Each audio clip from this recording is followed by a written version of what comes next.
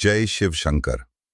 आज हम बात करेंगे उस रहस्य की जो हर सावन में दोहराया जाता है। हर मंदिर में, हर शिवलिंग पर जब एक भक्त हाथ में लोटा लिए खड़ा होता है और कहता है ओम नमः शिवाय और चढ़ा देता है एक लोटा जल, क्या आपने कभी सोचा है क्यों हर साल हर सावन में लाखों लोग हजारों किलोमीटर चलकर सिर्फ जल चढ़ाते हैं? क्या केवल परंपरा निभाई जाती है या उसके पीछे कोई रहस्य छुपा है? आइए आज हम जानते हैं शिवलिंग पर जल चढ़ाने की पौराणिक, वैज्ञानिक और आध्यात्मिक कथा। एक ऐसी यात्रा पर चलते हैं जहां जल सिर्फ पानी नहीं बल्कि आत्मा की शुद्धि है। हम जानते हैं कि जब समुद्र मंथन हुआ तो अमृत से पहले निकला विष। वो विष इतना भयानक था कि पूरा ब्रह्मांड जल सकता था। देवता, दानव, कोई भी उसे नहीं संभाल सका। पर्वतों से बहती नदियां, बादलों से गिरती वर्षा, हर बूंद शिव को शीतलता देती रही।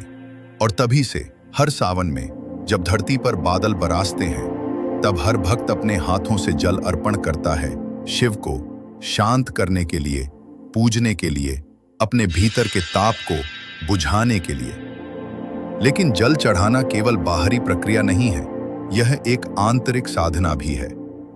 जिस प्रकार जल शुद्ध होता है, वैसे ही जलाभिषेक से मन की अशुद्धियां भी बह जाती हैं। शिवलिंग पर जल चढ़ाते समय हर भक्त का सिर झुकता है।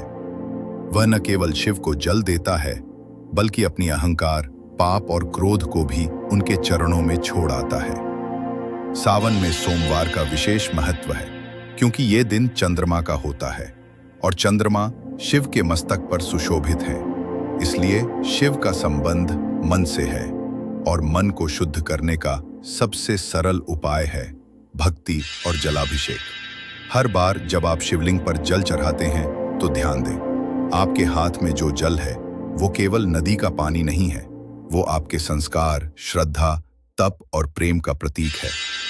हर बूंद शिव तक जाती है और उसी के साथ बह जाती हैं आपकी चिंताएं, दुख, भ्रम और मोह। शिव कहते हैं, मुझसे कुछ मांगो मत, बस खुद को समर्पित कर दो।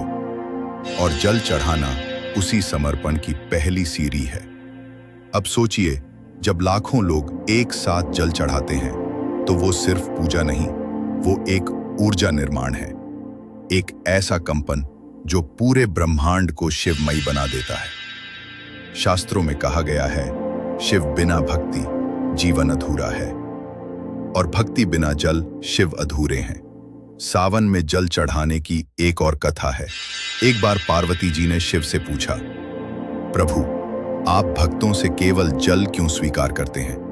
तो शिव मुस्कुराए और बोले, जल सबसे सरल, सबसे सच्चा और सबसे विनम्र अर्पण है, क्योंकि ये सभी के पास होता है और इसे चढ़ाते समय कोई भी गरीब या अमीर नहीं होता, हर भक्त एक बराबर होता है।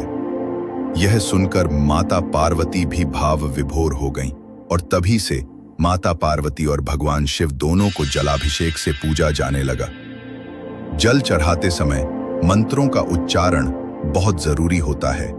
ओम नमः शिवाय, ये पंचाक्षर मंत्र सिर्फ आवाज नहीं है, बल्कि एक ऊर्जा प्रवाह है।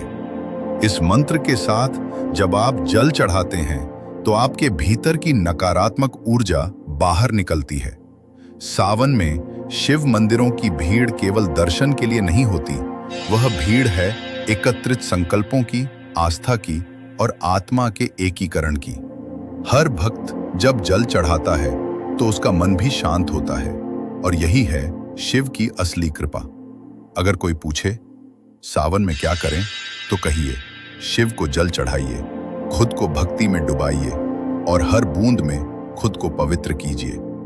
अगर कोई पूछे सावन में क्या ना करें, तो कहिए, भक्ति में दिखावा मत कीजिए, बिना भावना के पूजा मत कीजिए और शिव को जल चढ़ाकर फिर किसी का दिल मत दुखाइए, क्योंकि शिव केवल पूजा से नहीं, आपके व्यवहार और सरलता से प्रसन्न होते हैं। सावन के इस अद्भुत मास में जब भी आप शिवलिंग पर जल चढ़ाएं तो अपनी इच्छा नहीं, अपनी आत्मा अर्पण करें। वो शिव हैं त्रिपुंडधारी, त्रिनेत्रधारी, भोलेनाथ। वो आपके जल में छिपा भावना का स्वाद पहचानते हैं। और अंत में जब आप आखिरी लोटा जल चढ़ाएं तो बस इतना कहें, हे महादेव, जो मैं नहीं कह पाया वो भी सुन लेना, जो मैं नहीं समझ पाया वो भी समझा देना, और जो भी मेरे कर्मों की भूल हो उसे क्षमा कर देना। मैं तुम्हारा था, तुम्हारा हूं और हमेशा तुम्हारा ही रहूंगा। हर हर महादेव।